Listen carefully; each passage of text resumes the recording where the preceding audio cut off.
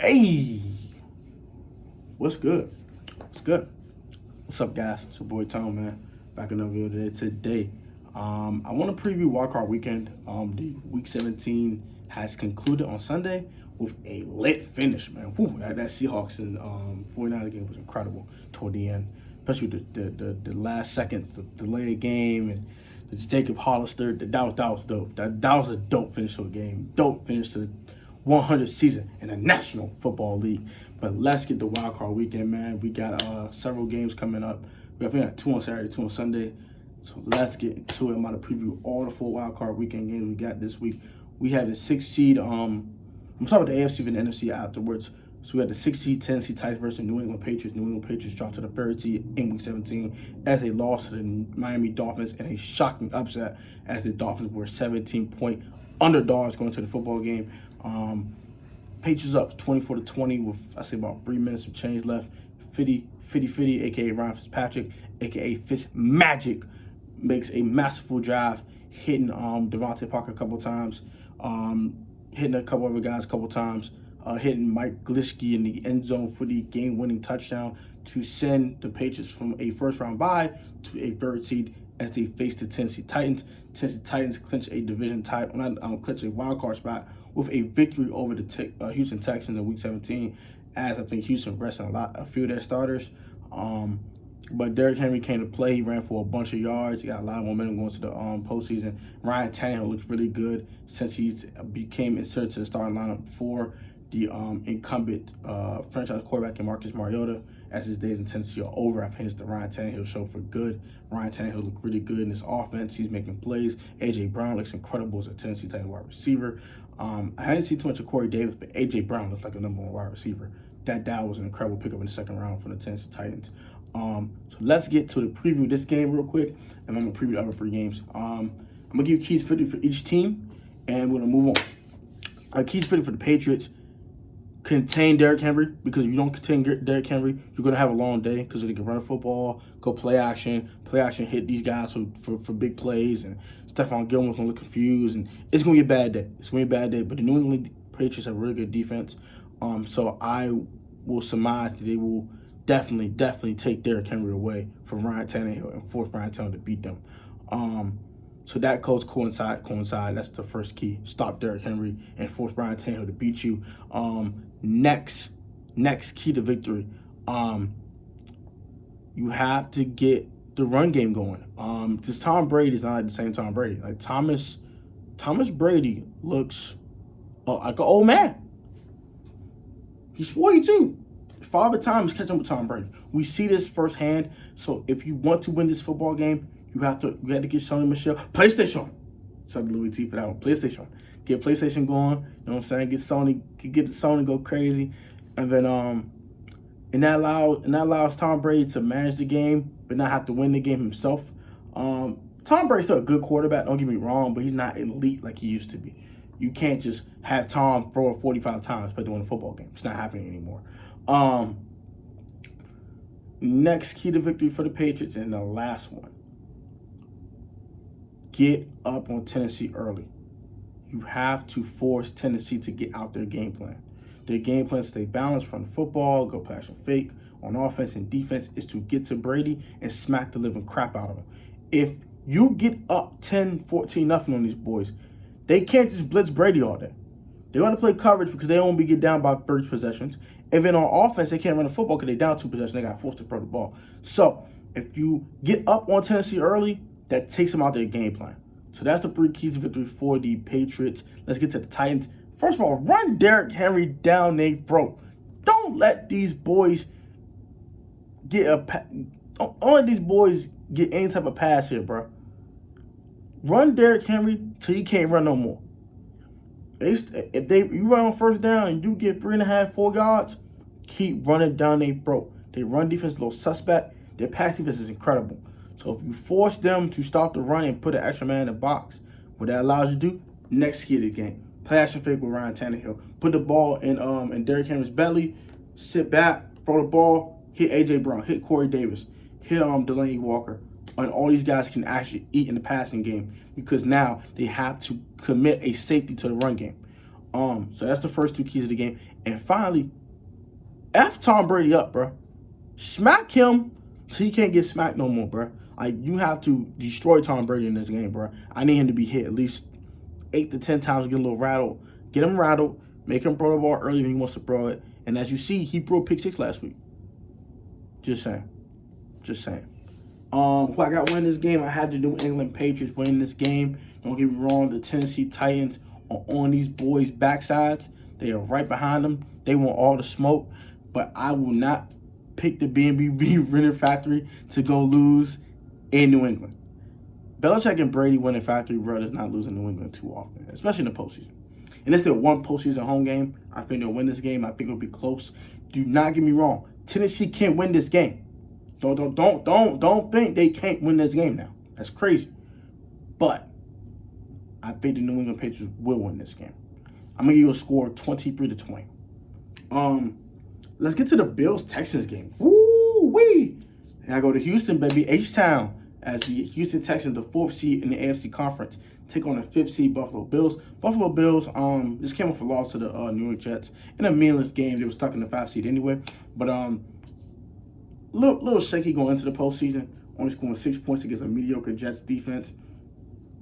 And that's for the Texans. They just lost to the Titans. So both of them are coming off losses going into the postseason. Keys for the Texans. I'm starting with the home team. Keep Deshaun Watson clean. Number one. Keep him clean. If you keep him clean, he can just dissect this defense. Deshaun Watson's now the lead quarterback in this league, bro. He's been dissecting defenses the past 2 years, especially as protection. Watch out. He gonna light your defense up, boy. He gonna get in that. You know what? He gonna spank that ass. Yes, sir. So yeah, just keep Deshaun Watson clean. Allow him to sit in the pocket. I mean, I'm not saying have him sit all day, call his mom, call his dad, call his girl, tell his girl what they about to do after the game, they about to go out to dinner or whatever, and then throw the ball. I'm not saying that, but have him have a solid 2.5, 3 seconds to just sit there and survey the field. Sorry about that. But also the next key for the Texans, get to Josh Allen. Simply put, get to Josh Allen. J.J. Watt's going to play in this game. I think probably on a limited basis, but he's going to play. So it gives you an extra dimension in the pass rush game to get to Josh Allen.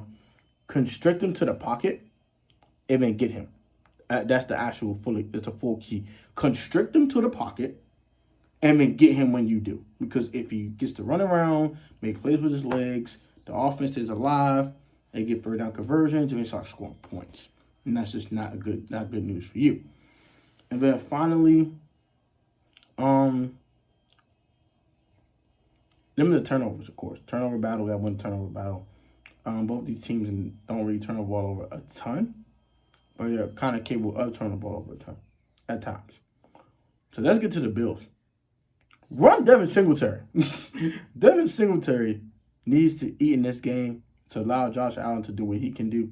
Also, Josh Allen be mistake-free football for Josh Allen. No picks, nothing crazy, no fumbles, if possible. Make sure there's no turnovers. Win a turnover battle. That's basically what I'm saying with that one.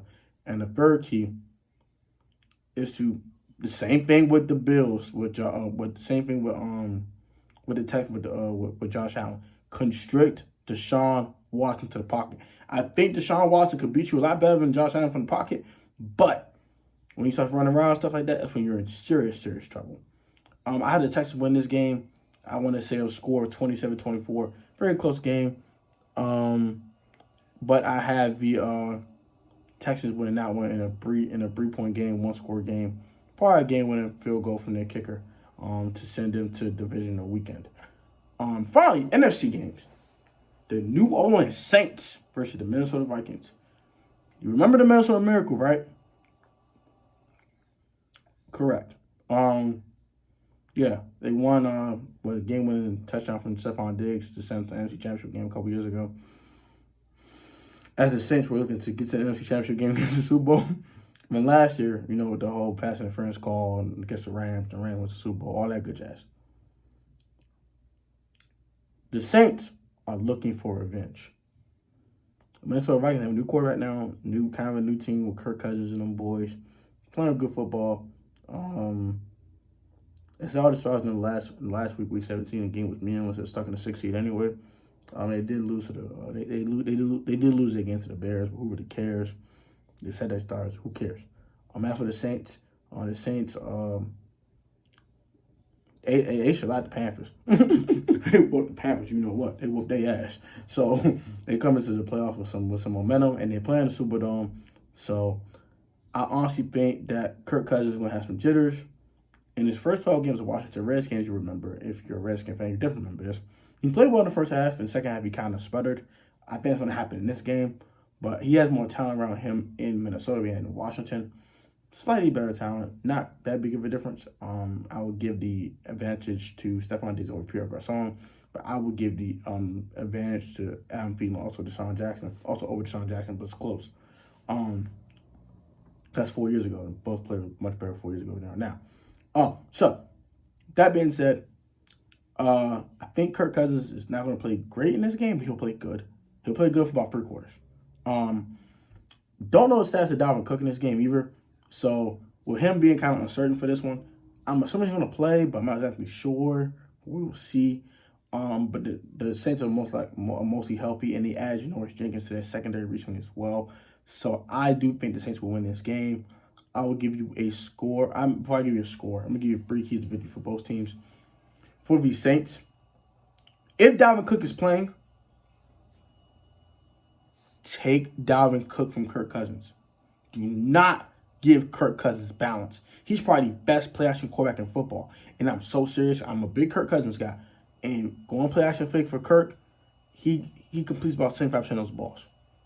So, you have to take Dalvin Cook away. You must make Kirk Cousins beat you. You have to make him beat you. Drop back 40 times. You have to make him do that, because if Dalvin Cook is running the football, you have no chance. I mean, no chance to win this football game. So that's that. Also, to get to Kirk when it is in third down situations, get to Kirk. If you don't sack him, at least hit him to alter the throw. Maybe you might get a turnover out of it, interception, batted ball, whatever. Get stops. That's how you get stops. Stop Dalvin Cook on first, second down, third down, first Kirk Cousins throw the ball. Hit him, smack him around, whatever, or give him enough pressure to where he has to get the ball off. He throws the ball inaccurately, you miss a stop, you get the ball back. Drew Brees has Carson secondary up. Target Xavier Rhodes as much as possible. This man has fell off so bad. He used to be an elite corner, now he's borderline trash. And I want Michael Thomas to eat on him. He's going to learn that he's trash. Him and Josh Norman fell off so much, they're both trash. And he's going to prove that he's trash when Michael Thomas has 13 receptions for like 145 yards and a touch. He's going to eat. He's going to eat and eat often. I'm targeting Michael Thomas at Xavier Rhodes as much as possible. That's the second key to the game. And third of all, Brees keep being Brees. Brees on through. Drew Brees keep being Drew Brees. That's it. For the Vikings, you have to stop Alvin Kamara, and you have to double Michael Thomas. I'm gonna put those in one key to the game. If you don't double Michael Thomas, he's going to eat. Xavier Rhodes is trash. I've already stated this. He's trash. He was to be trash. So with that being said, you have to double Michael Thomas, and you have to take Alvin Kamara away. Next key to the game is to run the ball with Dalvin Cook. Dalvin Cook has to get it going. If Dalvin Cook doesn't get it going, then he forces Kirk Cousins to beat them, and I don't think Kirk Cousins in a playoff situation is going to beat them with his arm. He's a good quarterback. Don't get me wrong. I like Kirk Cousins. But when it comes to pressure situations, he has not proved to be consistent. He'll have a game-winning drive against the Eagles in 2015 as a Redskin, or he'll have a game-winning drive in Minnesota here and there, or he'll have a game-winning drive against a team like Tampa in Week 7 of the regular season. When it comes to playoffs, man, he has one career playoff game, and he's not played well in it. So until he shows me he can play well in a playoff game, I don't trust Kirk Cousins, so you're forcing Kirk to beat them. If so, you have to run the ball with Dalvin Cook to prevent that. And then finally, you have to get to Drew Brees. You have to pressure Drew Brees. You have to fluster him. And if you do not, if you let him sit in the pocket and dissect you, he will destroy you, and he will literally just obliterate you play by play, and just slowly dwindle your defensive efficiency. Just slowly dwindle it. And then get in the end zone a lot and score a lot of points and send you home. I had the Saints win this game though. I think the Saints are a better football team. They're coming to the postseason with a little more momentum. They literally just shellacked the Panthers in Week 17. They're coming in with some confidence. The Vikings did lose to the Packers with a very lackluster performance from Kirk Cousins the last time the Stars were out there. And last week, the Stars were not out there, so they're coming off 2 straight losses and a little sputtering coming to the postseason. So I do have the Saints winning this game. I don't think it will be close, to be honest. I have a score of 30-17. Saints win and move on to the divisional round. Finally, I have the Seahawks and Eagles. The Seahawks will win this game. I'm not about to talk about this one too much. I just honestly think because of the injury to the Philadelphia Eagles, they haven't seen a good team since about 6 weeks ago. The Dallas Cowboys weren't a good football team. The Washington Redskins weren't a good football team. Neither are the Giants. I don't know where the fourth one was against. It might be the Giants twice, I believe. Yeah, it beat the Giants twice, I believe. So it beat the NFC East up. Who really cares about that? Now you're playing against a team that's actually